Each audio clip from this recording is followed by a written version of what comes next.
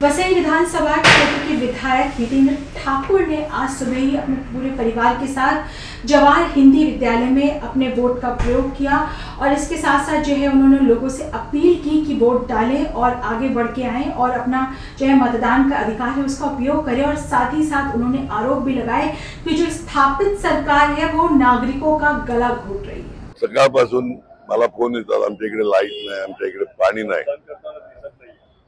मतदान करतानाच लोकांना दिसत नाही। अहो मतदान करतायत तिकडे लोकांना नीट बटणं दिसतात का बघा।